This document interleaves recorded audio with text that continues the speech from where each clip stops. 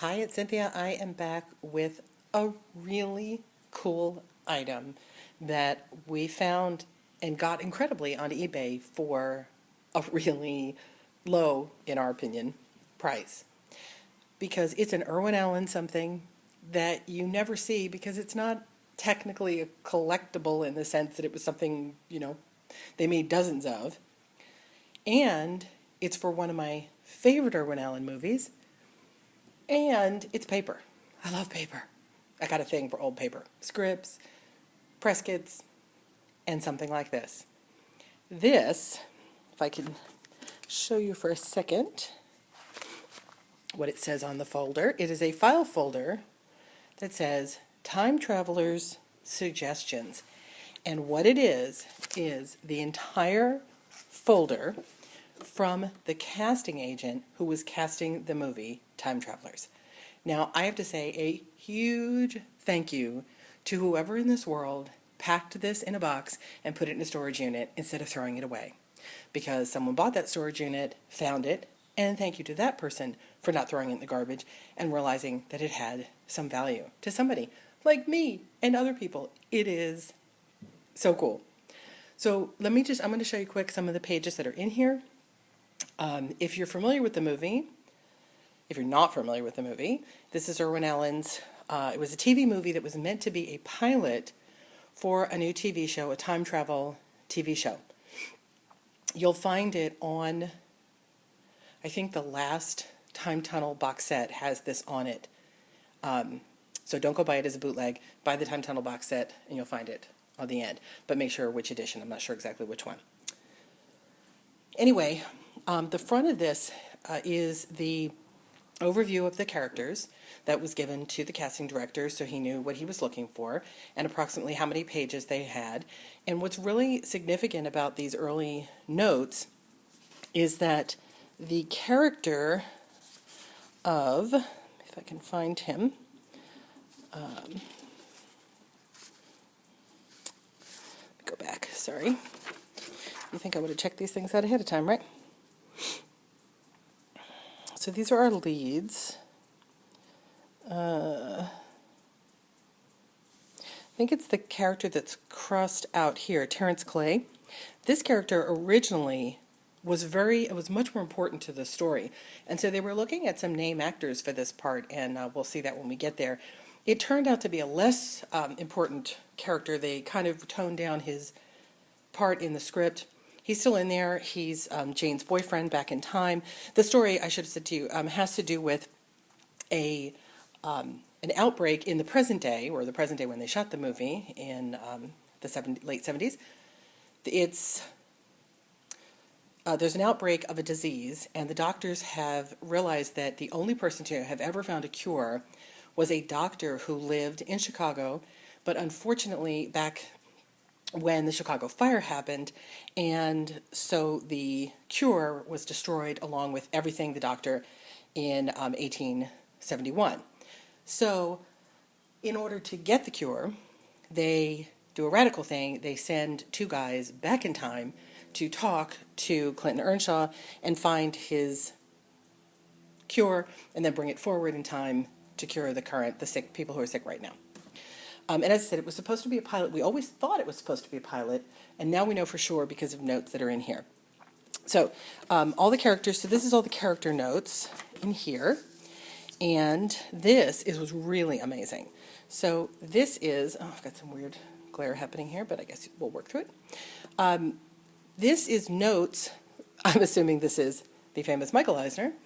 It was notes that they had when they went to talk to ABC about going to pilot with the series, because you can see there's references to Earnshaw being kept in the series, the different scientists. There's a line down here, the farm will be the home in the series and it will be expanded. We're going to go to ancient Rome, we're going to need togas. It was all about this being set up as their base of operations. You know what, I'm going to see if I can do something about this glare. I'm shooting with some daylight, and now I've got myself messed up. Hang on one second. That didn't help. Gosh darn. Well, let me see. Sorry, folks. I don't want to have to start all over again. Let's see if I can back up and make that any better.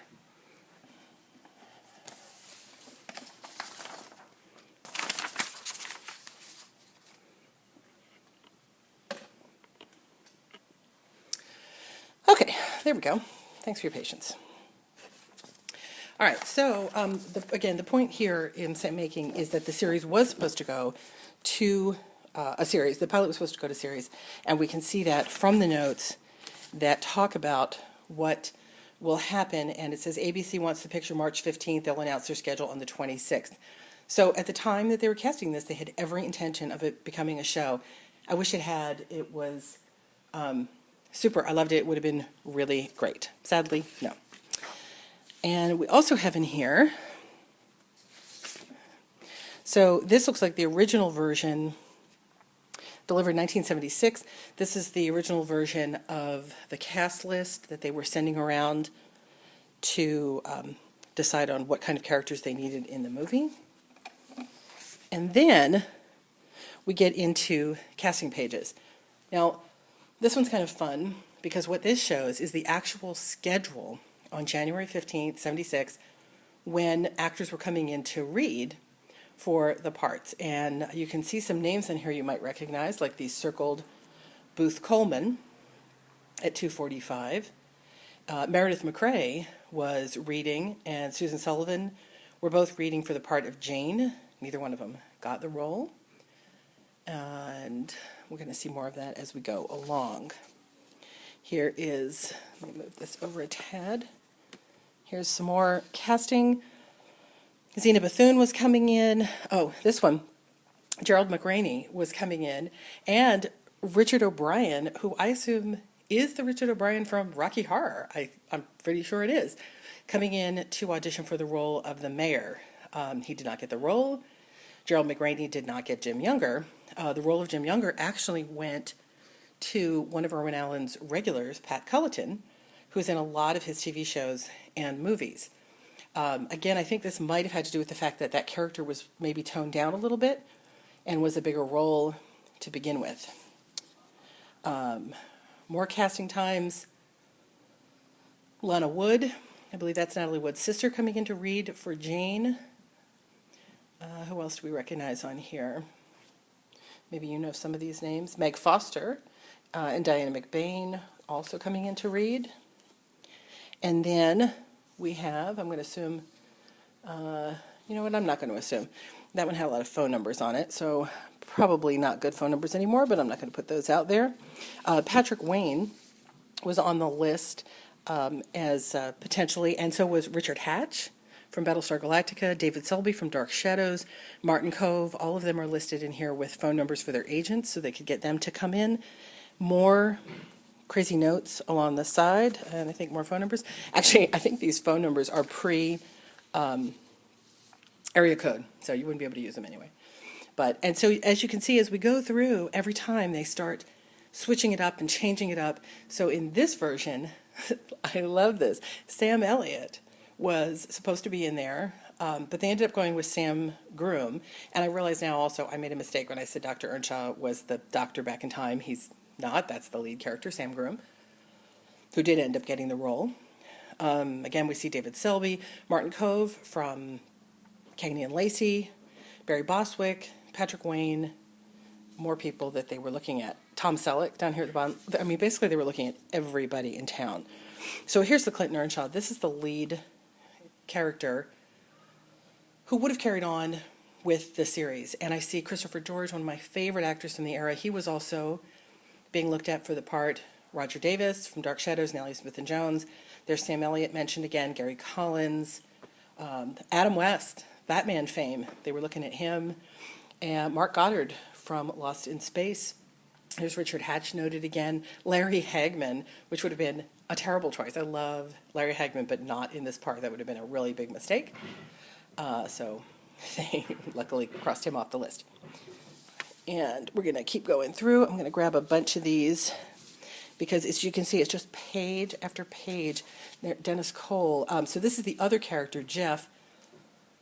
Jeff is a little bit more casual He's the guy, he's the soldier who's gone back and forth in time a couple times.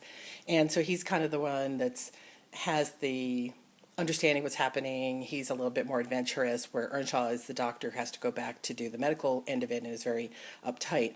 So here they were looking at Dennis Cole, they were looking at Edward Albert, who would have been a great choice. Patrick Wayne again, Nick Nolte, Chris Pennock, also from Dark Shadows. James Naughton, another one of my favorite actors of the time. You can see he was crossed out. He was doing Planet of the Apes at the time on the TV. Again, lots of super choices. And then we've got tons of handwritten notes. So it looks like here they were closing in on Sam Groom, who they did end up hiring. And here's some notes about what he was working on at the time. He had been doing police surgeon and medical story, says magician, other things that he had worked on. So that was somebody's personal notes they made probably from a phone call. More notes.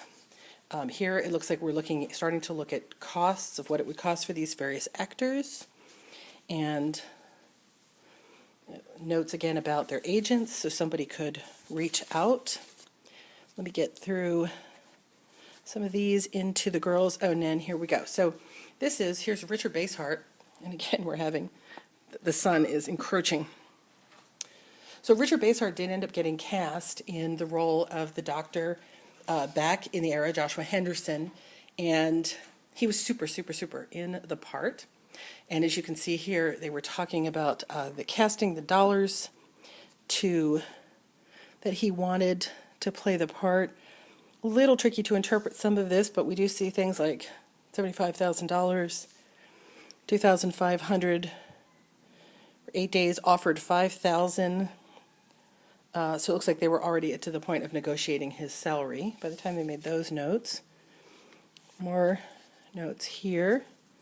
Here's the girl, one of the smaller part, that's the lesser part of the girls. Here's Richard O'Brien again for the mayor. And I'm going to jump a bunch here. There's a nice 20th Century Fox letterhead with some more notes. Again, looks like somebody was probably on the phone and taking down some quick notes on who they liked and didn't like. And it just gets crazy. Look at this, nuts. This is what was going on. This is pre-computer, people, where we were just scribbling down everybody's information. We found in here, I'll probably not be able to find it at this point, notes about why certain people couldn't take the role that they were offered. Some of them were dollar issues. Some of them were that they were booked on other things, so they couldn't. I think Tom Selleck's was a problem with a prior booking. Here's this is the part that went to Patrick Cullerton. They were looking at Wings Hauser. And these are some of the smaller parts. Let me go further. More notes on Booth Coleman. Lots of notes on Booth Coleman. Dabney Coleman, they were looking for something.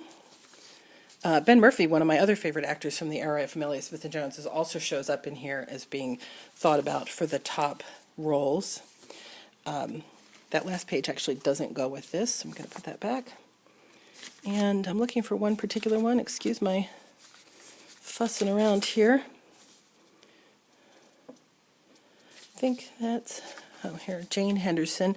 This one's kind of light, tricky to see, but if I can get it to close in here. See that Cheryl Stoppelmore and then Ladd up in the corner? That's Cheryl Ladd, who of course went on to do Charlie's Angels. So they were looking at her. Trish Stewart this is the lead character. Trish Stewart actually ended up getting the role.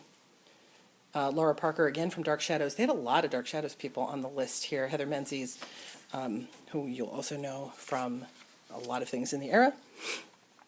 And more and more and more. And so since I'm losing my light, I'm going to give you this back and see if I can focus so you can have something to look at. There you go.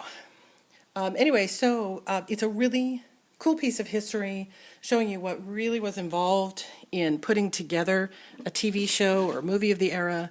It is such a shame that it didn't go to pilot with the rock and roll music blaring in the background. This is what happens when you film in the home studio. Anyway, super, super fine. We're very excited to have it. Wonderful piece of history. Again, just that sense that people who worked on the movie, like, handled these pages, wrote these notes, discussed it, and all the effort and time that went into making sure it was cast just right. And it really was. Everybody in the movie is super. It's a fun time travel movie. If you haven't seen it, try to find it. You might find it online. And again, like I said, it's at the end. If you're a time tunnel fan, you have to see this movie. You probably already have. It's Irwin Allen's Time Travelers, and these are the casting notes. That's all I got to say. I have no wonderful, smart ending. I realize I should have gotten a quote from the show, from the movie, to say at the end, but sorry I didn't. So check it out, Time Travelers from Irwin Allen.